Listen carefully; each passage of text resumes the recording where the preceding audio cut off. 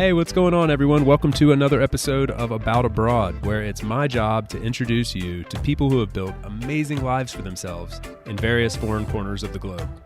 We're talking with expats and thought leaders about moving abroad, remote work, visas, and all the fun and practical knowledge that you need to know to follow in their footsteps. If you've ever dreamed of making a life for yourself overseas, maybe working remotely or embracing long-term travel, retiring or studying abroad, or even just taking a peek inside life beyond your borders, you've landed in the right place.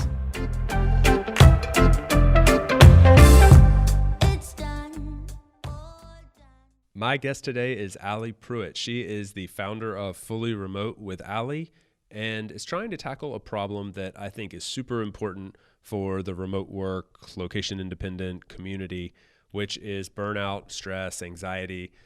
Almost every single poll or survey that you see taken by remote workers, you will see some connection to. The biggest problem that they face is this feeling of burnout and overwork. The fact is we can't disconnect from work because your work lives where you live and you're fully connected to your devices while you're traveling around the world. Looks really cool on Instagram. Unfortunately, a lot of people experience a high level of burnout and stress and anxiety. So Ali is trying to tackle that. She helps you stay productive while also living a fully location-independent lifestyle. And that's exactly what she's doing while traveling around the world. So she's got some awesome stories to tell from various corners of this globe, from Fiji to Mexico and everything in between. We dive into all that in this episode and talk a lot about mental health in the workplace and how remote workers can take some steps to live a little bit calmer and actually enjoy these beautiful places that you're getting to travel to. So I thought it was really great. She's built a business around this that's helping other people just like her, solving a real problem that she has experienced herself. And all the while living in Mexico, living in New Zealand, traveling all over and getting to see the world. So very fun talking with Ali today. I hope you'll enjoy it as well. Please help me in welcoming Ali Pruitt to About Abroad.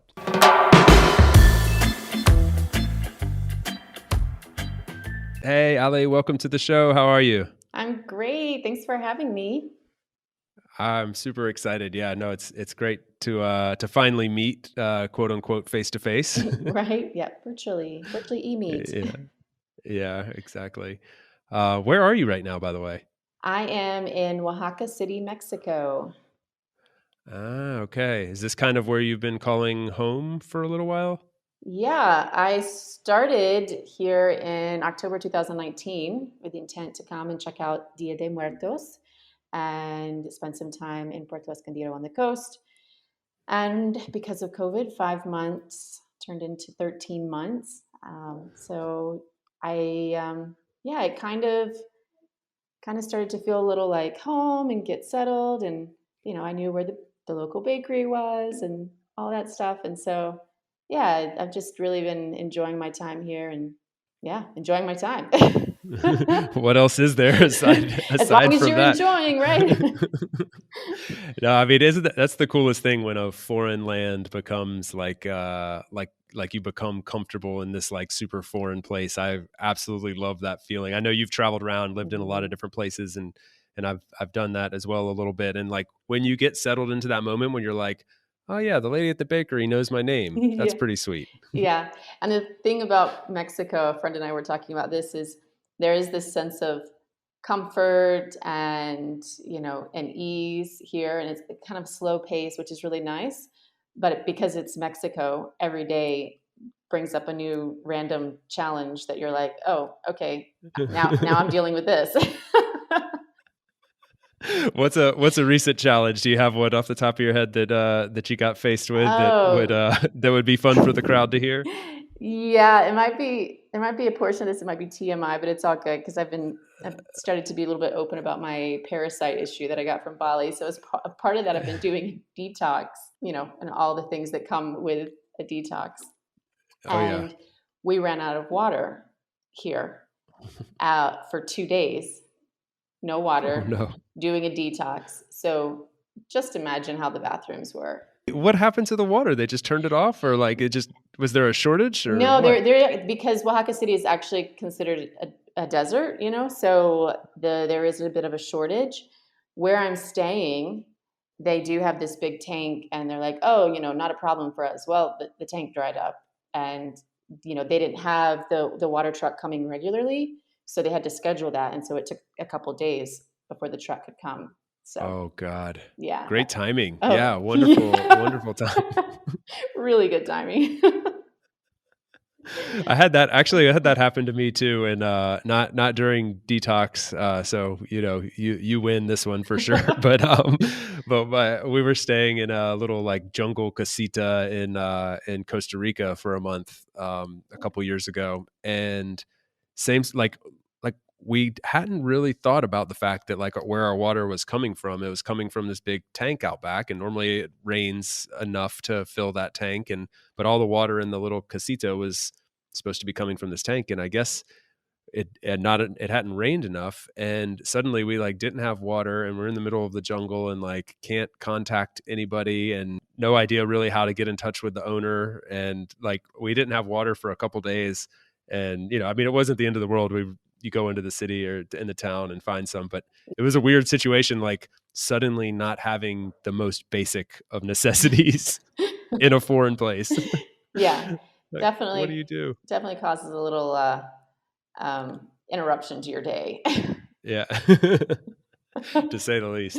But it seems like you're enjoying it there. You've been there a while now. I mean, and I think did you say you've just returned? Like it's kind of like a second stint there. Is that correct? Yeah, yeah. So I left my 13 months came to an end in November, just before Thanksgiving.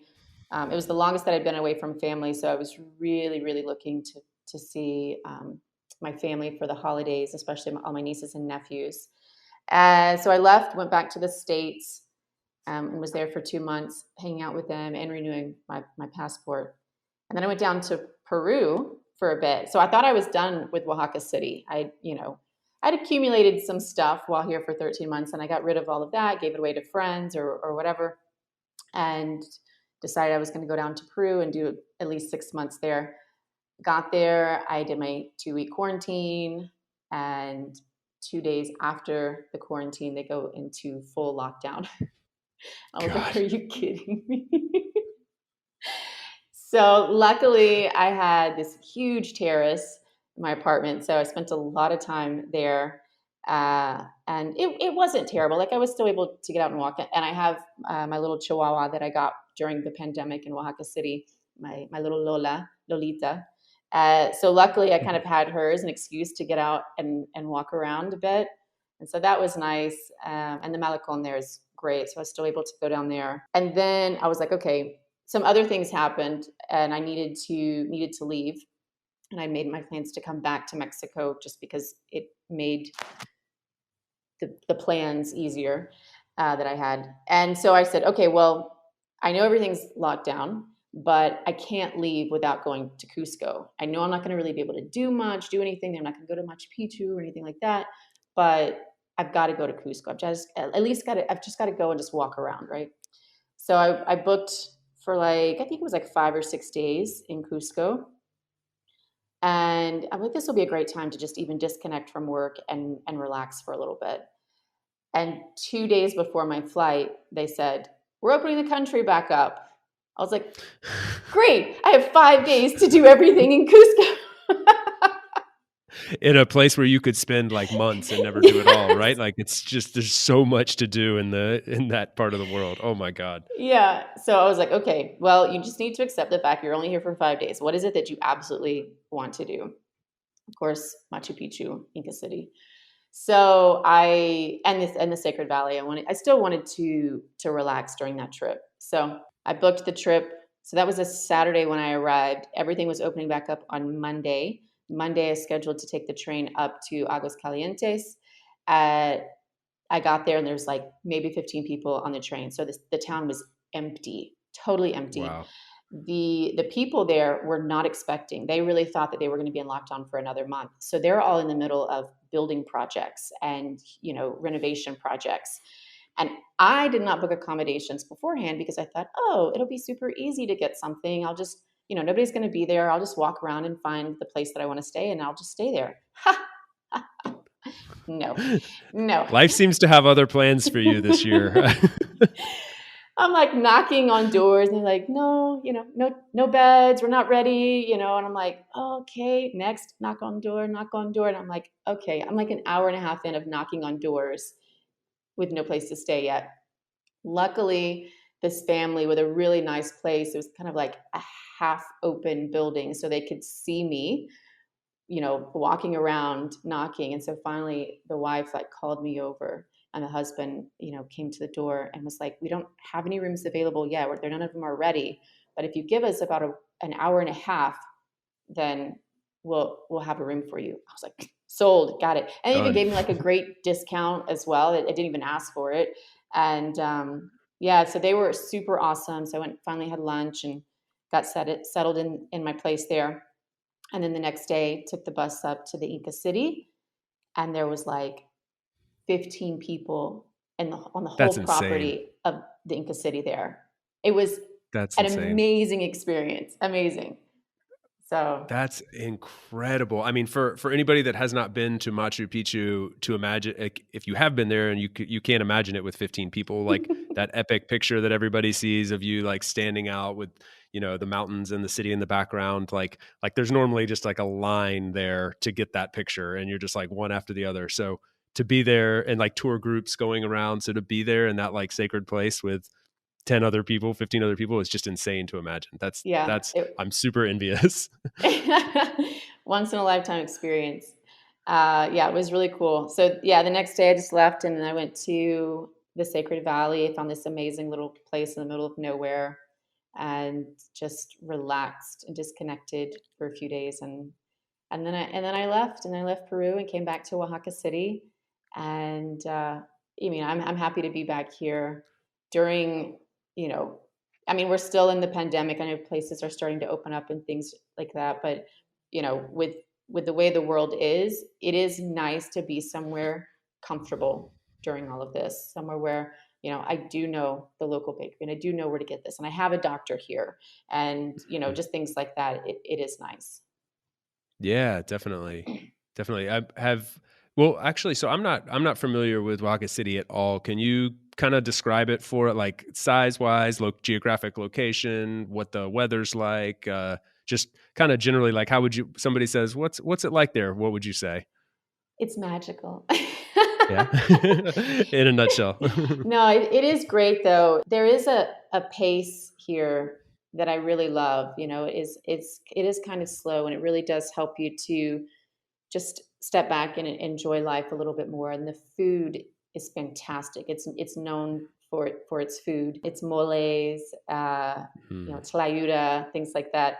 But the food is fantastic. The city itself, the city is a lot larger than what people realize when they come and visit, because when they come here they kind of just stay in central, but it is quite large. And if you do some of the hikes and really get that perspective from up high, you get to see how big Oaxaca City really is.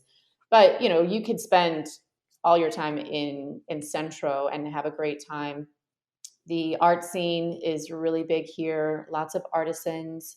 I think that's the biggest thing is food and art, which when I was in Medellin, Colombia in 2019, before coming here, that a friend of mine, he just kept raving about Oaxaca. And I was like, well, what's so great about Oaxaca? I'm looking for a beach town. I want to go somewhere, on the beach. And he's like, oh, well, then you can go to Puerto Escondido, but go to Oaxaca City first, because huge art scene, great culture, and the food is phenomenal. I was like, food is phenomenal. You got me there. Close to a beach Sign me up. town. I'm there. How far from the beach is it? Like, is it like a sister city to a beach town kind of thing, or like deep Yeah. into the? Yeah, most people who come here to Oaxaca City make plans to go to Puerto Escondido as well. And it's about a 6.5 hour drive or short plane ride. The drive down is crazy windy. So you have to most people take Dramamine, otherwise you get sick. Last year, after I got my dog Lola during the pandemic, we went down and I took some Dramamine. Obviously, I didn't give her any and didn't think it was going to be that big of a deal. And by the time we got there, she'd already puked on me like a dozen times. All Oh I could do God. was just hold her at that point and let her puke on me because, I had to comfort her. Of course. You're a good dog mom. Thanks. Yeah, so the Puerto Escondido is great. The unfortunate thing is the internet isn't so great. So it is funny because a lot of digital nomads and remote workers traveling will come to Oaxaca City. And I do have a digital nomad WhatsApp group, like a co-working WhatsApp group here. So people get connected. And then so I connect with them and they're like, oh, we're going to Puerto Escondido. And they didn't really do their homework. They just know that, oh, a lot of digital nomads go to Puerto Escondido. But the internet sucks so bad. And so you do have digital nomads there, but I think what a lot of people don't realize is like there are digital nomads that are like travel blockers and they just need the basic internet speed. Like they could do with Yeah. with not much. But if you have calls and you have, you're doing like uploading, downloading and stuff like that, don't go to Puerto Escondido.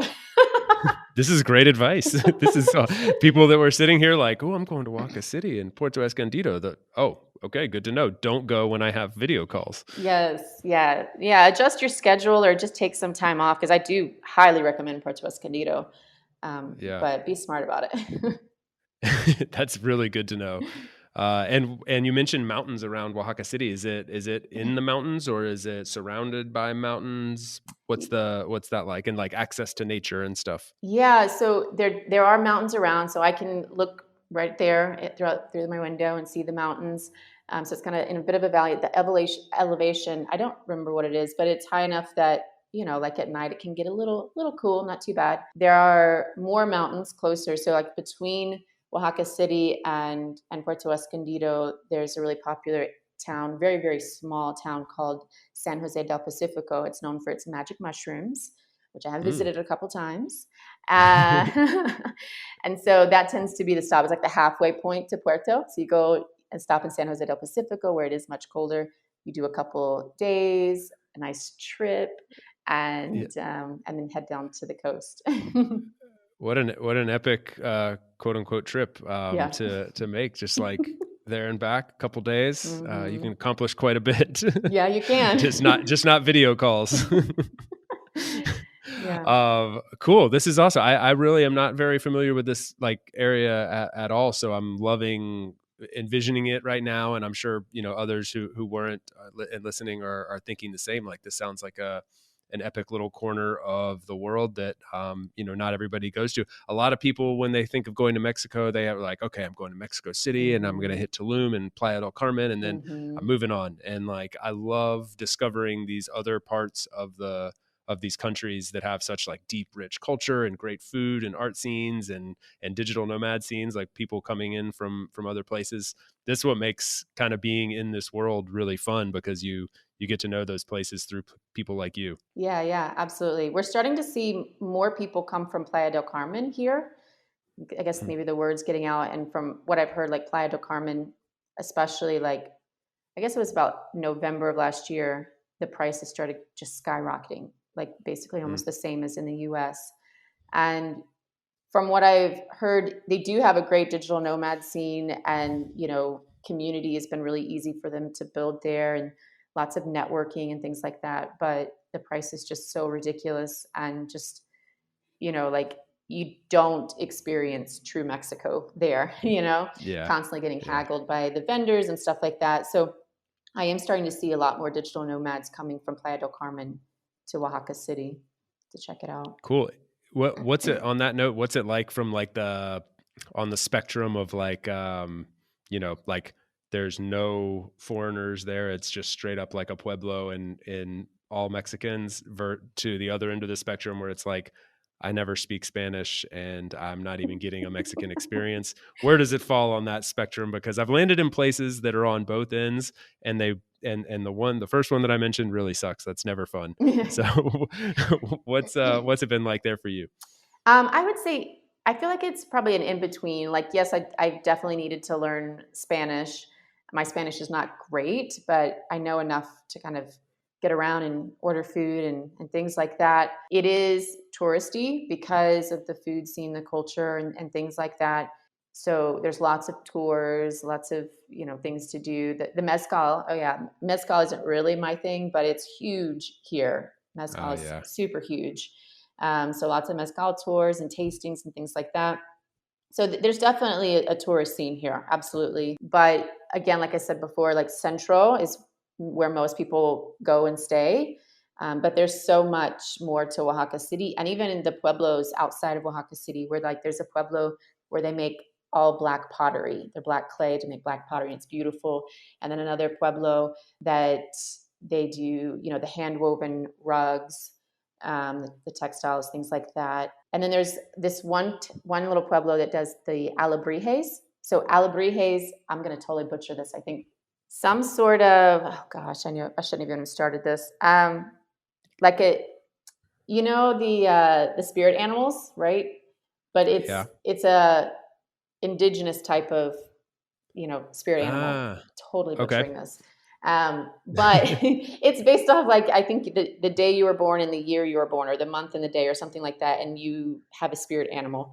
But there's this whole amazing process of how they carve it from the wood, and every piece looks different because every person looks at that piece of wood and they imagine the fox or the raccoon or the snake in that piece of wood, and then how it might um, the move, not obviously it's not movement, but what like that still movement would look like. And then they carve it, and there's this whole process, and it can take months and months. And then they paint it, but they use all the paint is from nature, flowers and leaves and Wow. different things like that. And their colors are so vibrant, though they do an amazing job, but it's so detailed. It's these tiny little, like, either dots or shapes or something teeny tiny, and they create this beautiful, and some of them are small, some of them are massive. So the alebrijes, that's the beautiful, but it's really cool though to go to the different pueblos where like there's still a touristy aspect to it because people are taking tours there, but it's the little pueblo, and you need to know Spanish to go there, or a tour guide that's bilingual. But here in Oaxaca City, yeah, I mean, you could get by with little to no Spanish, but of course, it's always really really helpful and very respectful to the people to at least learn basic Spanish. So Yeah. Yeah, it sounds like a nice mix. Like, you don't have to be fearful that you'll be completely alone and without help if needed. But at the same time, like, you're going to get a rich, deep cultural experience. I mean, like what absolutely, you just described. 100%. And it's not just digital nomads that are coming here, but there's a wonderful expat group as well. People that have been here for many, many, many years, and Yeah. all very super helpful as well to help you get in and get settled and find your way around. So How easy do to you make how do you friends. recommend someone tap into that? Is that like a Facebook group, or is there a community, online community that someone could tap into if they were kind of considering that? Yeah, Facebook is going to be the best. It's Expat Oaxaca or Oaxaca Expat, something like that. And that's where I also post for the WhatsApp group, the co-working WhatsApp group. Occasionally, I'll say, "Hey, anybody in here want to co-work?" And I add them to the WhatsApp group. And there's a social aspect to it as well. But it's like 75 people in the group, so it's pretty good. Nice. Yeah, Good pretty good size. group. Yeah. Yeah, but the Facebook is a great way to connect, and I tell this even to my clients when I'm, helping them to transition to either become a digital nomad or travel while working remotely, that Facebook groups are really, really great places to start because you can connect before you even get there. You can learn about the place, you can get advice and guidance and things early on.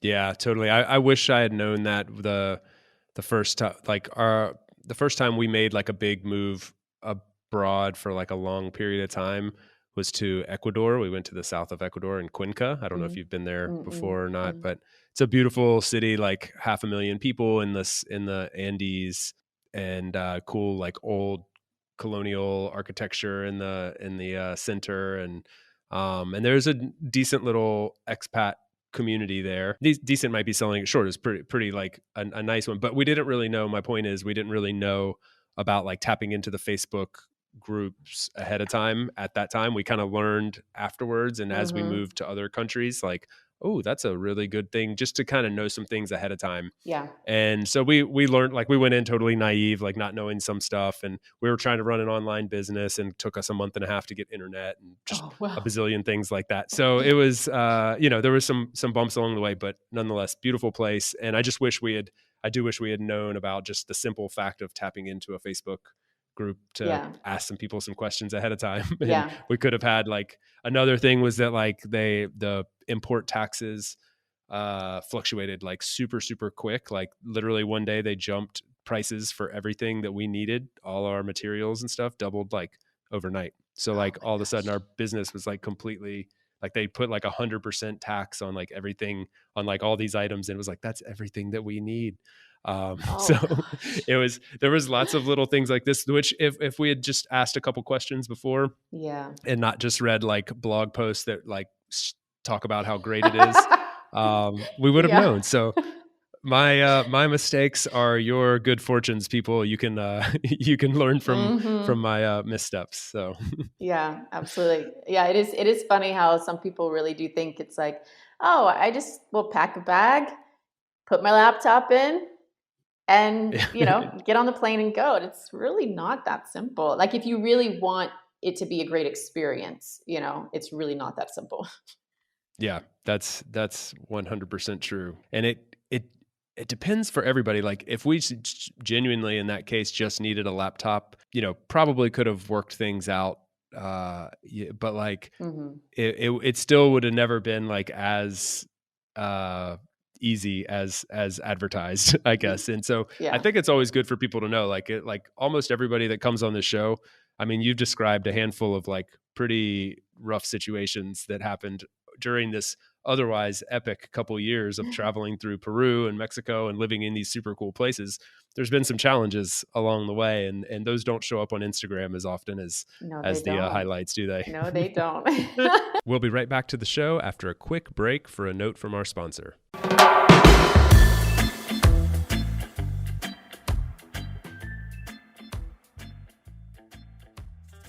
This season is brought to you by my good friends over at Insured Nomads.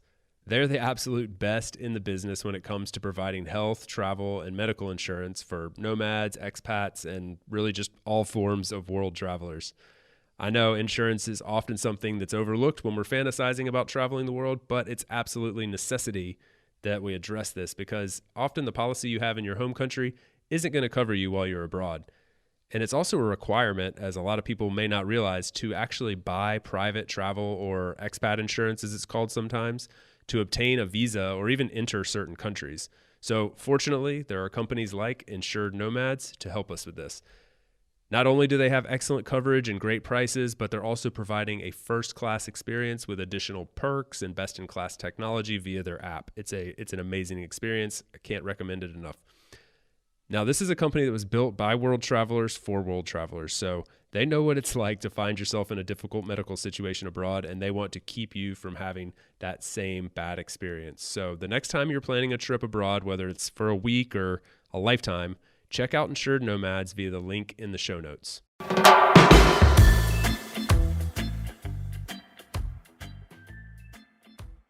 Okay, now back to the episode. One thing I want to say as a credit to you, and one of the reasons I really wanted to get you on the show is you are very open on your social media about like some of the struggles that you've had along the way, and I think it transitions. It's a nice segue kind of into like what you do professionally because it seems you're really focused on like helping people kind of deal with like work-life balance issues and struggling to basically just not burn out and not make some of the same mistakes that other digital nomads and remote workers have made. So I thought I would read something that I got from your Instagram, if you don't mind, because I think it describes, or not your Instagram, sorry, your LinkedIn. So self-described here, I'm a seasoned remote work traveler with over 10 years of process and workflow improvement experience and 4 years of traveling the world as an employed and now self-employed remote worker. I've worked from the town of Machu Picchu, the coast of Mexico, the healing island of Bali, the beaches of Jamaica and Fiji, and so many others, all while constantly leveling up in my remote work career. I kick ass at work and at living my best life. That was the coolest LinkedIn about page that I've ever seen. And I Oh, was like, I was like, yeah, I don't know if there's much else to say. Like that sounds like a pretty epic life. And so I'll leave that there with you just to say like, maybe you can expand upon this, like what your sort of remote work digital nomad journey has been and where you are now, like how that's kind of led you to where you are now and what you do in your work. yeah. Okay. Well, I did not set out to be a digital nomad. I don't. don't even think at the time when I was making all of these decisions if I even knew what a digital nomad was. I had experienced burnout prior to becoming a digital nomad with a company that I was at. It was basically like 2 years of just running on adrenaline and getting to the point of complete exhaustion and desperation, and realizing that nothing was going to change unless I I did something about it. Like, I wasn't putting it on anybody else anymore. I wasn't, making excuses. I wanted to change, and I needed to make that happen. So I took some time to figure out what it was that I wanted, and I decided that I wanted to leave where I was living. So I was living in North Florida along the coast on the beach there. Beautiful, right? So people were like, "Why? Yeah. Why would you want to leave such a beautiful place?" But Literally some of the most beautiful beaches in the world. Like a lot of people don't know, like yeah, that panhandle of Florida is just insanely beautiful. yeah, white sugar sand, emerald green, Yep. blue. And when I say white sugar, like sugar. Legit. Like, yeah, you feel like you're walking in white powdered sugar. I mean, Yeah, it's yeah, crazy. Yeah. yeah. It is beautiful, but at the end of the day, it's still just a small beach town, and I felt like it just didn't really offer me anything anymore, and I'd outgrown it, and I was so exhausted and so desperate for my life to change. So I wanted to move, but I didn't know where I wanted to live. I don't like cold weather, so at that point in time, I thought was like, well, where in the U.S. Because that was kind of my mindset, is just in living in the U.S. Where in the U.S. could I live where it's not going to get cold? And I didn't really leave many places. So so Yeah, I coming from Florida, like there's nowhere to go but down, down. north, but down from if cold weather's not your thing. Yeah. And I didn't really feel like I was like a down South Florida kind of girl. So I thought, well, maybe I'll try Texas. But I hate job hunting. Like, the worst thing in the world for me is job hunting. Like, hate it. And so the last thing I wanted to do was like job hunt, move to that location because of the job, get there, hate the location, and then have to job hunt again, and again and again until I found home. So the most logical thing was, well, get a remote job so that I can, check out Austin or Dallas and just take my job with me. So that's what I sought out to do. And luckily, very happy to have found one fully remote international company. It was a great company to work with, and they were all about the future of work. So I started working for them and decided to move to Texas. Before leaving for Texas, though, I did realize, wow, I really can work from anywhere. I've always wanted to go to New Zealand, but for longer than 2 weeks. So I'm going to New Zealand for a couple months. And so I booked my flight for their summer, of course. And that was like, December, January, February time frame. So before there, I did 3 months in Dallas. And I liked Dallas. And I was like, okay, yeah, maybe I'll just come back here after my New Zealand trip, and I'll just, this will be home. So I also bookend New Zealand with Fiji. So I had like 2 weeks in Fiji on each end. So I did Fiji, I did New Zealand, and I was doing the whole I had the station wagon and, sleeping in the car on the weekends, Airbnb, and working, 4 days a week, traveling around, sleeping in the car. And it was so great. Oh my gosh, I loved it. Did you buy the car in New Zealand, No, or did you rent it the I whole time? made friends. People there are so, so nice. I made friends with a guy, and Whoa. he's like, "Oh yeah, I have an extra car." You're like, for 2 months, I rented it for like $200. I was like, "You're so great!" Like, oh my gosh. So yeah, I just drove. Wait. I have to tell you, that reminds me of a friend of mine did a similar thing, but he went down. He ended up staying in New Zealand, I think, for like 3 years or Oh something. A gosh, long time, yeah, that would be and awesome. he did this, but he like became Kiwi in this way, so kind that like he had bought a camper van kind of thing, and instead of selling it at the end, he just parked it at the airport, left the keys inside, and called his friend and said, "Hey, there's the van's at the airport. It's yours if you want it." And like at the time to him, that seemed so normal. Like, Yeah, yeah, like that's just what you do. yeah, I'm not going to sell it and try to make $1,000 or whatever. I'll just give it to my friends. And I yes. was like, Man, that's so kind. Like, It's so we should all Kiwi. be that way. Yeah, it's so Kiwi. It's so Kiwi. So sorry I interrupted you, but that Yeah, that's reminded me great. those things connected. Yeah, they are. They're just so nice. Yeah.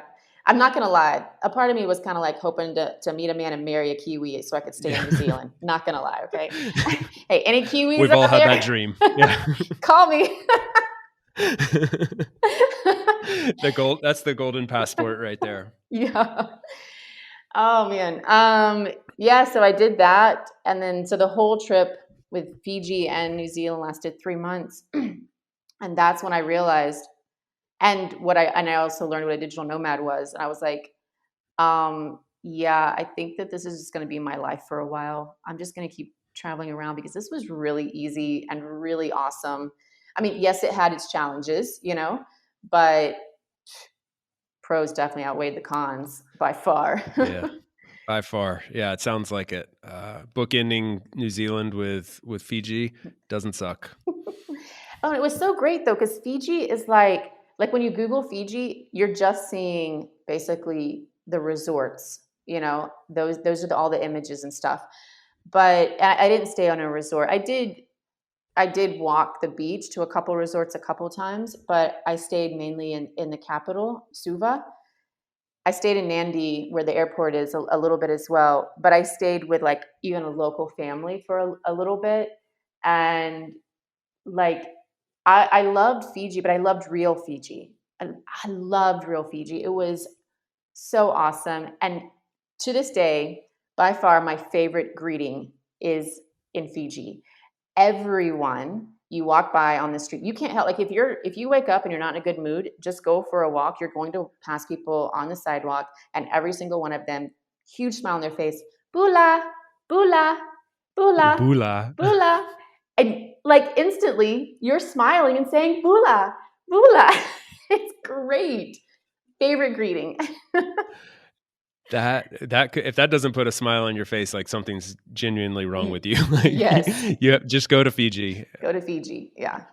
So go to the Oh, real so Fiji though. cool. Don't go to a The resort. real Fiji. Yeah. Is it kind of like Caribbean-y in that way? In that, like, you have like when you go to one of the islands, you're in the Caribbean, which you and I are both from the Southeast US, so it's like a good reference point. I think, like, when you go to Jamaica, for instance, there's like real Jamaica and there's like sandals Jamaica. Is it kind of like that in a Yeah, way, like yeah. super distinct? Yes, super, super distinct. Like in Suva, the capital there, I thought, okay, well, I'm gonna go find a nice beach. It's not really nice right there. It's really nice where the resorts are. That's about it. Hmm. The rest of the beaches, I mean, it's a third world country, so you're gonna find trash and that type of stuff as well. But I still preferred it over. I mean, not. Don't get me wrong. Like I did go one day, like I said, and walk the beach to a nice resort area, and I enjoyed that beach for a bit and a coconut and all that stuff. But it was nice to Sure. visit, to really hang out and really get real Fiji. It was awesome. One day it was a holiday for the U.S., so I decided to rent a car and get out of town there. I didn't know where I was going. I was just driving, and I was looking on Google because I was actually at this point I was like determined to find a nice beach somewhere other than a resort. So I'm like driving, and I'm just like looking at Google at all these like little cutoff roads that kind of head towards the coast. And I would go and I'm like, oh, that's not a nice beach. Turn around, go, keep driving. I'm driving through these like, I mean, it's just total rural, Fiji. And I mean, I'm even getting to the point where like some of the locals are kind of looking at me like, what are you doing here? And I did learn that you're not really supposed to go to the villages without having an invitation, because it's really important for them to do a proper welcoming, like their guests, into the village. It's almost even kind of ceremonial, like it's a big deal. And so I found this one road. It looked like it was leading to the coast. And I was like, okay, that maybe that one's it. I went, and the road dead end basically in the middle of this village, and it was kind of high up in the village. So, and there wasn't anybody outside or around. And I thought, okay, well maybe I can just like sneak and try to see how. And so I get out and I'm like looking around, there's nobody around. And I start walking a little bit, and all of a sudden this little boy comes out of nowhere. Bula. And I was like, no, shh. I had no idea what was going to happen. So I'm like, no. So then his parents come out of the building and they say, Bula. And I'm like, Bula. And I didn't know what to do or what to say. And so I just kind of like looked out at their village, and I was just like, gosh, I don't even remember no, maybe I didn't know the Fijian word for it. Maybe I just tried to speak English as like, simple as possible. I was like, beautiful. And they're like, yeah, it is. And I was like, oh. So I learned that they learn English in school. I love that. When you're like, me want food. And they're like, yeah, sure. What would you like? We've got hamburgers, hot dogs. There's vegetarian dishes. You're like, oh, never mind. Exactly. I was like, oh, okay. So anyway, the lady, she came up and started talking to me, and, like just small talk at first and everything. And then she started telling me more about the village. And her and her husband live in Nandi, which is where the airport flies into. And this was outside of Suva on the other side of the island. And this is where she grew up. And they were just there for the holidays. And so then she said, well, do you want me to show you around in the village? Absolutely. Yes, please.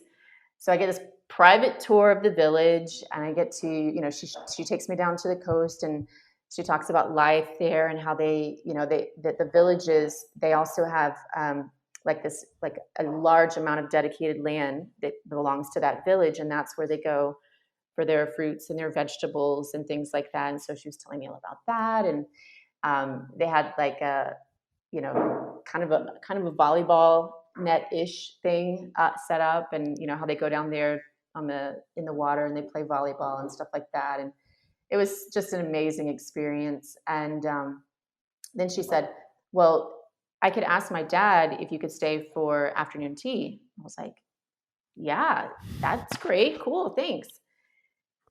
Her dad was the chief of the village. Of course he was. Yeah. So I'm like, in the chief's house, chatting with him and having tea with him. And is there any kind of like throne or like anything around him that you're like, oh, he sits in a special place, or he has a special hat or a special saber or something? Is there any element that says like, oh yeah, this guy's obviously important?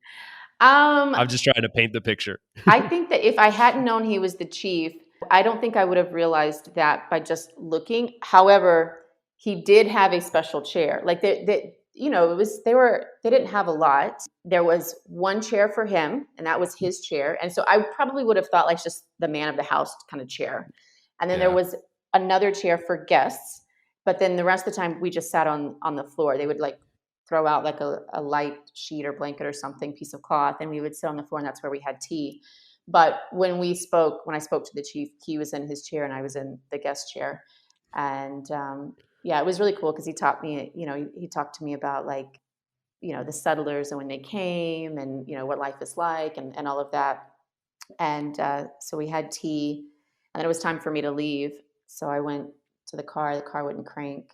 I'd actually left the lights on and killed the battery and didn't realize it. So I got to stay and have dinner with them as well. Good trick. That one always works. Yeah. Fake dead battery, free meal. Yeah. Genius. It was so awesome. Such a great experience. And like, it was just one of the many times in like traveling. I think if you're open to it, you learn this lesson really early on. You can kind of make plans, but you've got to learn to be very flexible with your plans, because rarely do things go as planned, but typically they go better. We just don't often see it because we get so caught up in the fact that it didn't go as planned. We get in this negative headspace, and we get this tunnel vision. You don't really see what's actually happening around you.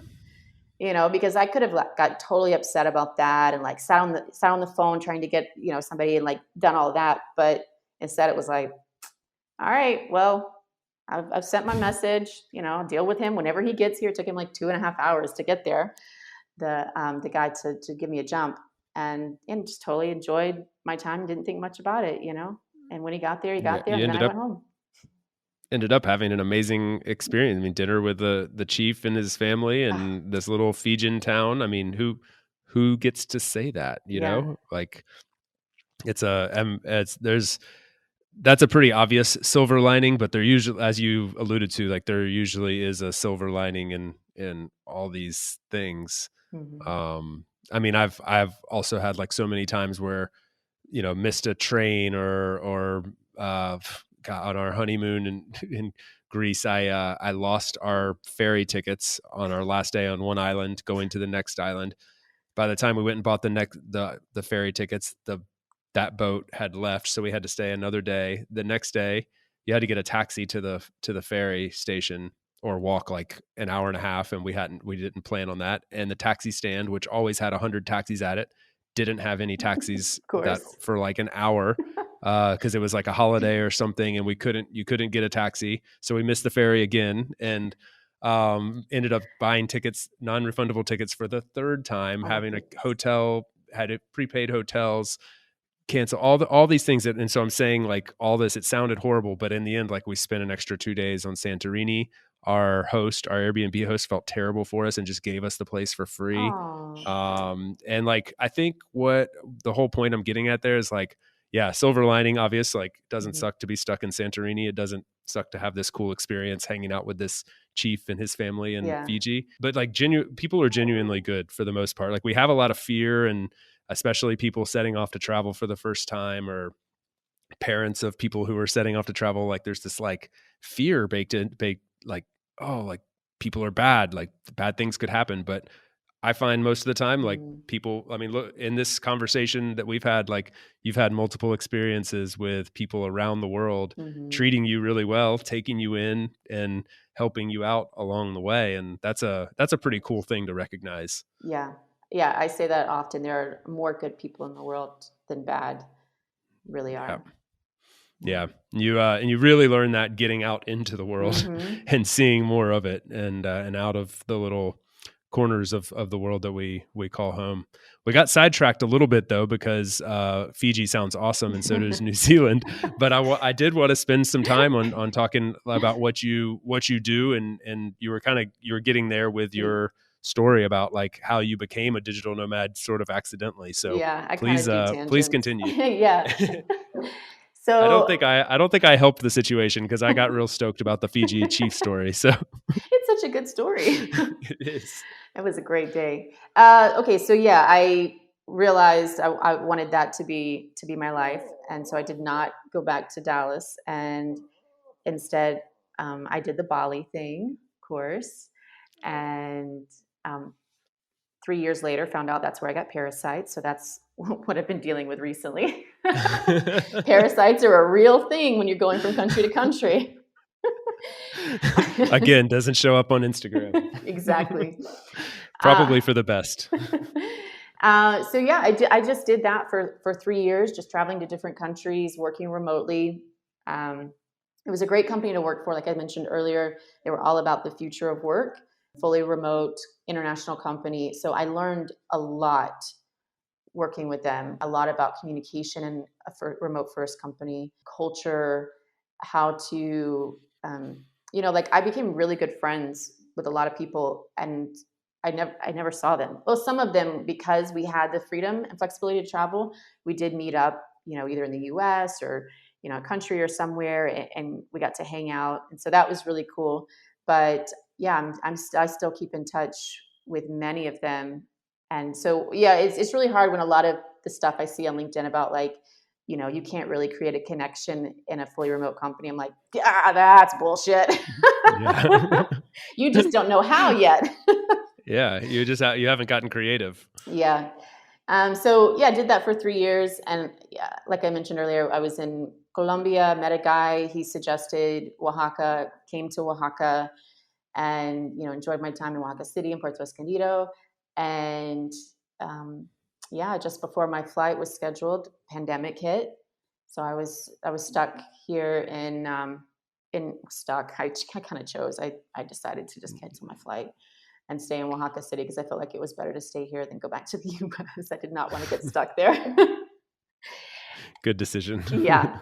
And then a month later, I lost my job and realized, like, wow, this is a really good decision because my savings is going to last a lot longer in Mexico. So I stayed here and I took a couple months off. I kind of had to. I ended up having have a semi-emergency surgery while here, unexpected, and so I had to take a few months off. But during that time, I really got to think about, like, it was during the pandemic, so lockdown, surgery, totally laying in bed recovering. But I was able to spend a lot of time really thinking about what I wanted my next steps in life to be. And again, I hate job interviewing. I hate job hunting. So it just wasn't, like, it's just not an option at this point anymore. So I just need to figure out what I'm going to do for myself. And talking to a couple friends who, while I was working remotely, I also helped some people either with their business transition it to fully remote so they had more freedom and flexibility, or I had helped people, like friends, become digital nomads, or just learn how to travel more long term and work remotely, and kind of what to expect and all the unknowns of that. And every single one of the people that I helped, they came to me and they were like, listen, everybody's going remote right now. They don't know what the fuck they're doing. You do. You like kicked ass at work and kicked ass at life. Like, you need to start a business helping these people. I was like, I think I would like that. So that's As a as a bonus, I only have to interview with myself, and I know I'm going to do well in that one. So hired, don't have to apply for any jobs. Yep. This You seems got like the a good job. idea. Yeah, exactly.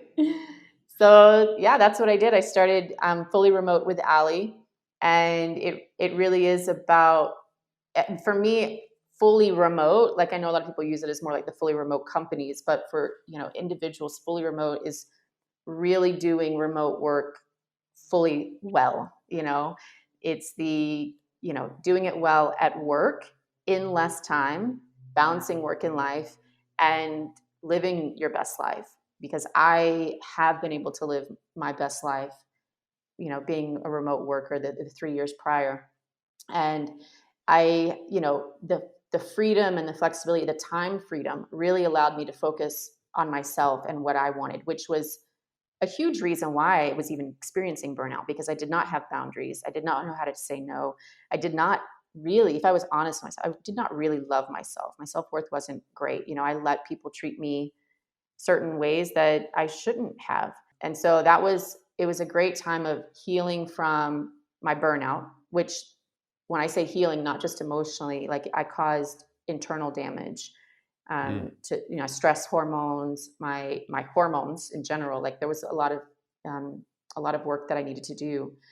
So I've spent the last few years really focused on me, healing me, um, and it's been really good. It's been an amazing journey, and to be able to go to different countries and learn their healing techniques and methods and get to experience those.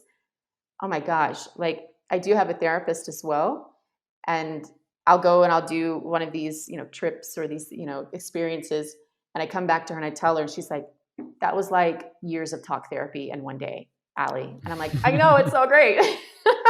I've heard people say that, like some of these like plant medicines are like 10 years of therapy in a night, Yes. and things like that. Yeah. Yeah. So I can like, I can say, because of the freedom and flexibility of remote work, because I got the remote job and I chose to redesign my life and I focused on myself, it really, because I could focus on myself, I really am the best version of myself right now that I could possibly be. Like, I'm still growing, but like right now, like, I'm definitely the best version of myself. So What more could you ask for? Like that's a great expectation to have for yourself, and like unachievable for many people. Most of us cannot claim that. And so you to get arrive to that point is an accomplishment for sure. And it comes with hard work and intention and overcoming a lot of challenges. Like in the sort of remote work echo chamber of conversations about companies going remote and all of this, there's a ton of chatter about mental health Mm-hmm. and burnout and anxiety, and any survey or poll that's done like always shows this as the number one or number two challenge with remote work. Mm-hmm. And some people, know that very well, and to some people that might sound like crazy, like, well, wait, people live wherever they want, and they're having dinners with chiefs in Fiji, and they have anxiety, like what, like, but Yeah. what people don't realize who haven't lived that world is that it becomes super addicting to work. When you can work from anywhere, Mm-hmm. you end up working from everywhere. You end up working all the time. A Yeah. lot of times you feel like you have to continue to earn that freedom. So, Mm-hmm. and people can't see your work. So you think, well, I have to continuously be connected to my devices to show that I'm working, to show that I'm not just eating dinner with chiefs in Fiji all the time. Like, I'm here, guys. I'm working hard, I Yeah. promise. And we do that in unhealthy ways. And so this is a real thing. And I think the chatter around it is kind of surface level. And for you to share, like, no, literally, like I got like physically Mm-hmm. burned out, like my body has damage done to it because of this, really helps paint the picture for how serious it is. And I'm Mm-hmm. glad that it's getting more normalized to talk about, and it's something that I'm also passionate about, if you can't tell, like, get on my little soapbox. But I'm very passionate about making this like the norm, like for remote work and location independence to be the norm. And in order to do that, we have to have some of the tough conversations about the downsides. And I love that you're spearheading that. I genuinely love that you're going right at it head first, and then helping people with their work-life balance. And I think that's really awesome. Yeah. And I think there's definitely a sense of like glorifying the like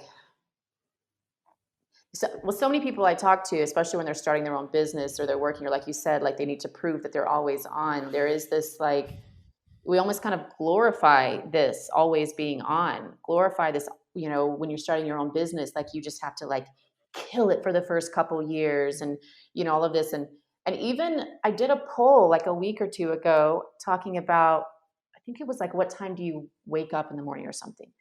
Most engagement I've ever had on any, and I was like, really, just that? What time do you get up in the morning? But what I noticed was a lot of people, it's almost like we glorify the early bird catches the worm, but we Totally. don't glorify the proper amount of sleep. So people are going to bed at 12, 1, 2, 3 o'clock, but oh, I got up early. I got up at 5 a.m. to early bird catches the worm, and it's like, well, but you're killing yourself. I mean, studies show like you're killing yourself. Yeah, there should be like a translation button on like when people post things like that. Like, I would love it if you could translate into like what that actually means, and it would be that it'd be like early bird gets the worm, like didn't get enough sleep last night, like working hard, like crushing it today, like not gonna live that long, like like burnout ensuing. Like, I don't know, I just am so kind of over the like hours don't really matter. Like Mhm. working hard is so overvalued, because like I would much rather hire somebody that can do the job in 2 hours and then go chill the rest of the day, than to Yeah. hire somebody who's like, yeah, man, I'll be on this all day, and I'll be working on it from sun up Yeah. to sundown. I'm like, well, Oh. why? Like, it should take you 2 hours. Why would I value the latter guy? Yeah. Yeah. And I mean, the thing is, like, I think what a lot of people don't realize when they have that kind of mindset of, just got to kill it, is they're not looking at rest and self-care as a strategy towards success. And it very much is. I mean, if you understood the way your brain works, like when people say, oh, take work 90 minutes, but then take a break. It's not just, like numbers that they kind of came up with that they thought worked really well. It's, hopefully I don't butcher the way I say this, ultradium, I think ultradium rhythm. So like during the day, we have this and it's like 90 minutes of deep work. And then your brain actually needs to rest, and not rest as in like, okay, I'm stepping away from my deep work and I'm picking up my phone and I'm responding to messages and I'm checking this, I'm checking that, because you're still engaging your brain. Your brain is not resting. Okay, 15 minutes of that, no, go back to work. Your brain didn't rest. You're not functioning at your best. Your brain needs to do nothing, basically, almost, for like 15 minutes, because there's actual like trash chemicals, I don't know the proper words, but trash chemicals that are stored up around in your brain that get built up when you're doing this deep work, deep thinking. And you need that 15 minutes because then it allows all of that to be released. And then you come back with a fresh brain. So like, people don't realize that there's the self-care, the stress, I mean, the breaks, the rest, all of this is a great strategy piece to Yeah. success. Like, you're Yeah. going to get so much more accomplished. It's like stretching before a run, or like, like you need to do, sharpening the axe. Like, there's so many analogies Yeah. and like little metaphors, but you need to do all these little things to take care of yourself over the long run. And it is a strong stereotype and like scientifically proven through lots of surveys and tests and stuff, that like remote workers in particular really suffer from this, Mm-hmm. and take it to the extreme. So yeah, it's a real problem that we're discussing here, and I think it's like I said before, I think it's really awesome that you're trying to tackle it and giving people some hardcore advice on like, here's what you can actually do. Yeah. And so on that note, what are some 2 or 3 points that you might caution somebody against like doing so to prevent burnout? And then what are maybe 2 or 3 things that people can do? And we're specifically talking about like digital nomads, remote workers, people that might be listening to this show Mm-hmm. and living a similar life to yours. 2 or 3 things that they can do if they've find themselves in that position to kind of start, weaning themselves off the work crack. Yeah. So one thing, this was actually the masterclass that I delivered last week. It's the end of day wrap up that I do. So a lot of people, when they do their end of day wrap up, well, one, you start your day with a really long to-do list, most people. So you're already setting yourself up for failure, basically. But you end your day and you look at your to-do list and you've marked off 1 or 2 things, and you don't feel great about that. You feel like, well, I didn't really get much accomplished today. What did I do? Where'd the time go? And then most people from there, they just basically add to that to-do list for tomorrow, and like, okay, I'm ready for tomorrow. And you're just repeating it day in and day out, right? So I teach a technique, it's the end of day wrap up technique, and there's so much more to it. There's 5 steps, there's multiple layers, and the whole goal is to help you to really, and the 5 steps are to reflect on what you did, what you really did, like really reflect on your day. Think about the things that you did that were not on your to-do list, what was on your to-do list. And then, there's the evaluate piece, like, okay, did I spend too much time on this? Did I get distracted on social media? Those type of things. Really evaluate what you did. And then a big piece that most people do not do is celebrate.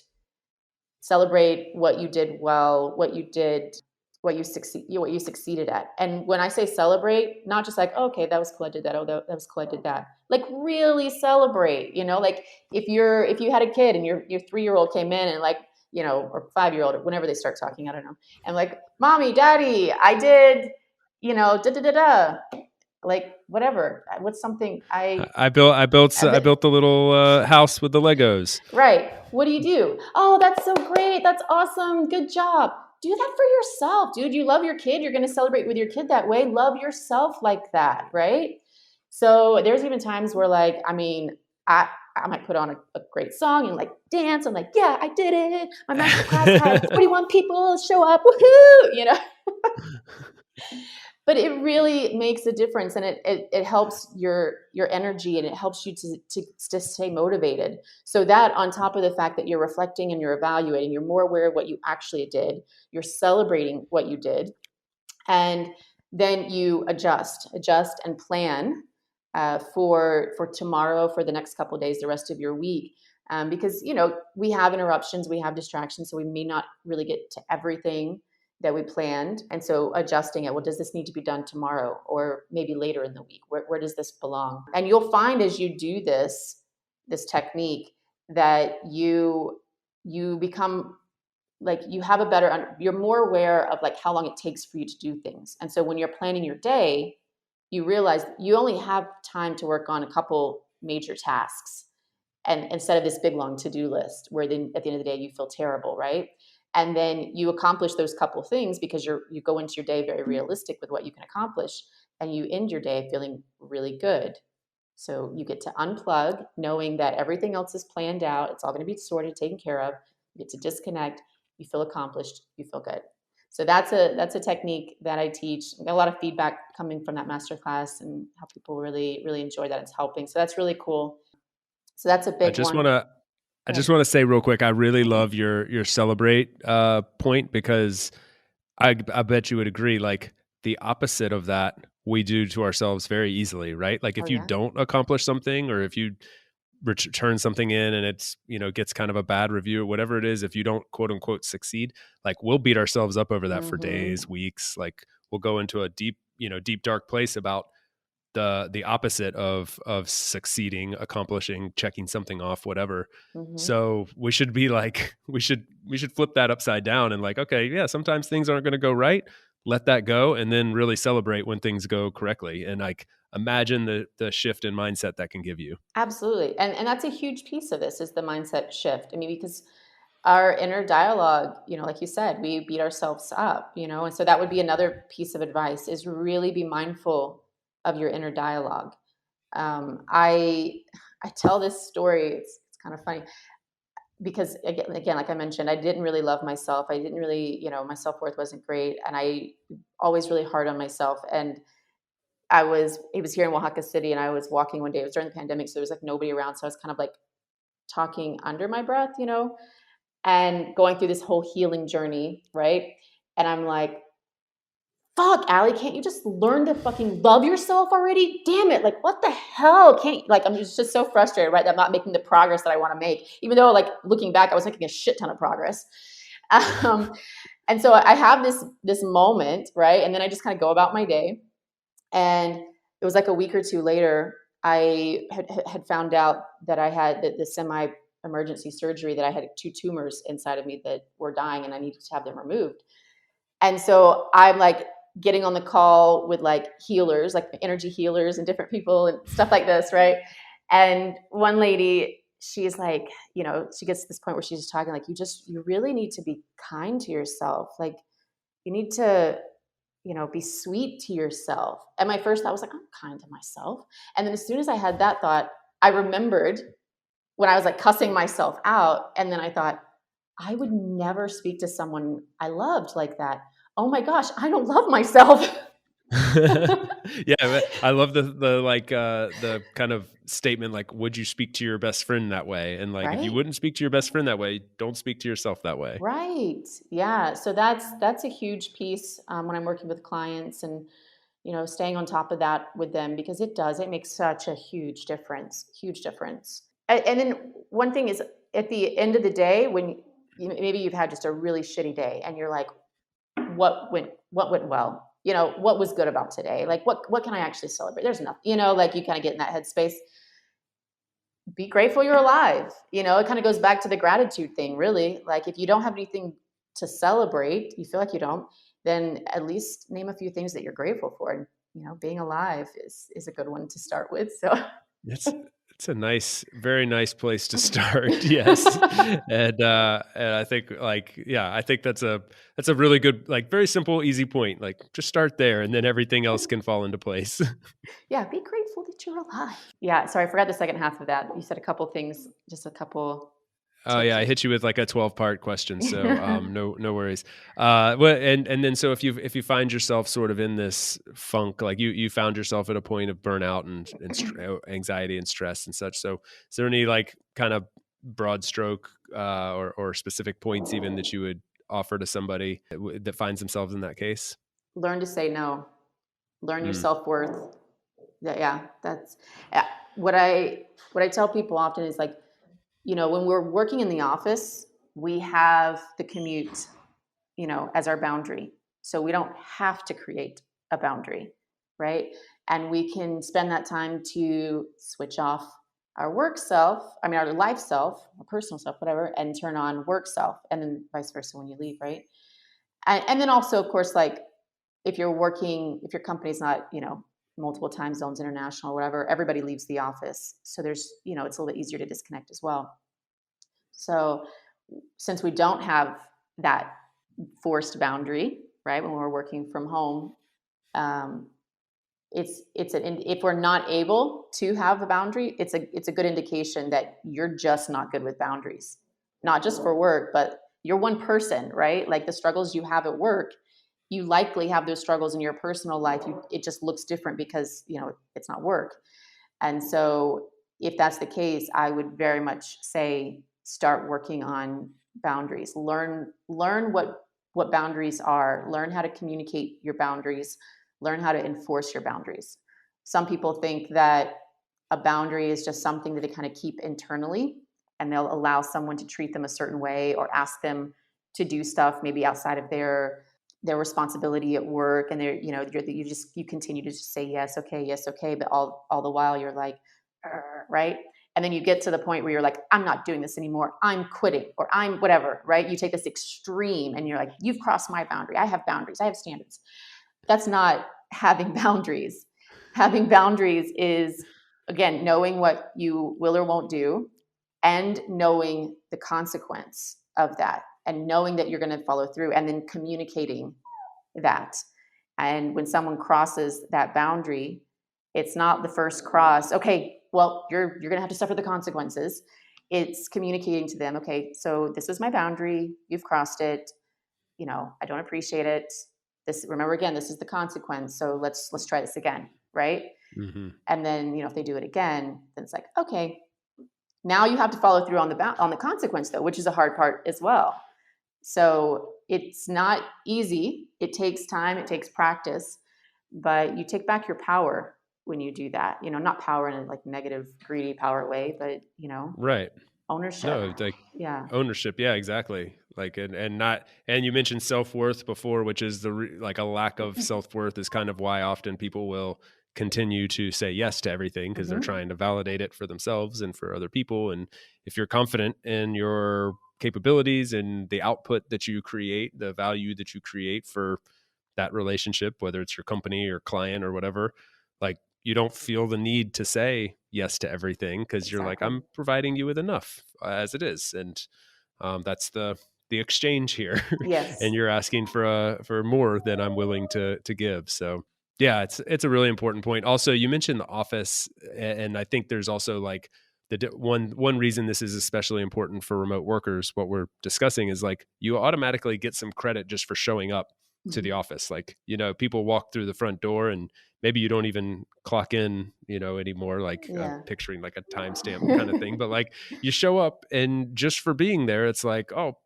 that person's working. Like they might not do anything for the first 3 hours or ever, but they're there. Yep. And so this goes away. And so again, like, people, digital nomads, remote workers, they suffer from like being like, oh, I gotta show up somehow. And so these are all really like, they're real things, like, that are challenging people, and more people are going remote, and people that listen to this show, a big percentage of them have a desire to work remotely or already are working remotely. And so I think it's really good that we got to cover some of this today, on top of learning about Fiji and New Zealand and Mexico. Like it's a pretty complete package for an About Abroad episode.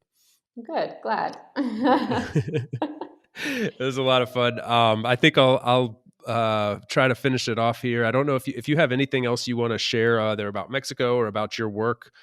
We will put all of your social handles and links and more information about the work that you offer in the show notes. But maybe it'd be worth it, just while people are listening right now, go ahead and mention where people can follow along your work, best place to find you, and if you have anything that you in particular that you want to share that's coming up or on the horizon, feel free to also. Yeah, sure. Thanks. So everything is fully remote with Ali, ALI. Website, fullyremotewithali.com. Instagram, same. My LinkedIn, it's Ali Pruitt. And so, yeah, definitely connect with me there. And I do have I'm pretty happy about this upcoming program. It's a group coaching program. It starts June 10th. And, it's 6 weeks to remote work-life balance, basically.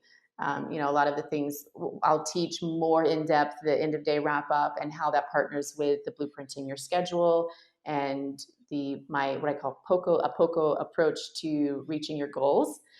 So that's little by little, and something I very much learned when trying to learn Spanish in these countries. Like, there is no giving up. You have to, little by little, just do it.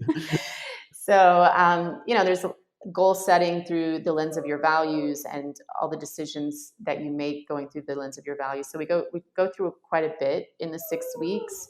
There'll be group coaching, so there'll be some discussion and things like that. But you can find that anywhere on any of the socials, and of course, send me a message as well, and I'll give you some more information on that. Outside of that, yeah, I mean, that's the big thing that I'm working on right now. It's been really great helping individuals one-on-one and working with companies. I'm still working with companies even outside of this group coaching and helping them transition to remote work. But it's going to be really great to help more people at once and they in a group coaching know that they're not the only one experiencing these struggles, and have that accountability and that support group as well. Is going to be awesome. Yeah. Oh, of course. That's an amazing idea. So is that something you plan on continuing? You mentioned it'll start June 10th, so that's letting people know about when we're recording this right before then, but this might not make it to air just in time for that. So you think you'll continue those? Yeah, I think as long as it goes well, which I'm pretty sure it will. Yeah. Yeah, I'll do 6 weeks. I'll get a lot of feedback from this one. This is the beta program, right?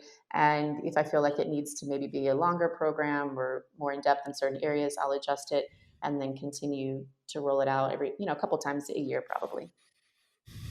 Well, for anybody that's feeling the stressors of work, finding work-life balance, but you still want to get a lot done and truly live the remote lifestyle that you're hoping to, get in touch with Ali. She's the best person out there that's producing tons of content about this and genuinely trying to tackle a real problem. So we'll have links to all of her information in the show notes, and yeah, would highly recommend getting in touch with her. So thank you again, Ali. This was so fun. I'm glad we finally had the chance to actually quote unquote meet, and look forward to continuing to follow your successes. Yeah, thanks for having me. This was a lot of fun. I really enjoyed it. Awesome. Great. Talk soon. Thanks. Okay. Thanks for tuning in today from wherever you are in the world. Once again, I'm Chase, and this has been another episode of About Abroad. You can visit aboutabroad.com to get our latest updates and listen to past episodes, or find us on Apple Podcasts, Spotify, Stitcher, really anywhere you get your podcasts. On that note, if you enjoyed the show, feel free to subscribe, and if inclined, leave a few stars and a review. It's truly, truly appreciated and will help more wanderers just like you find us. Until the next time, adios from España.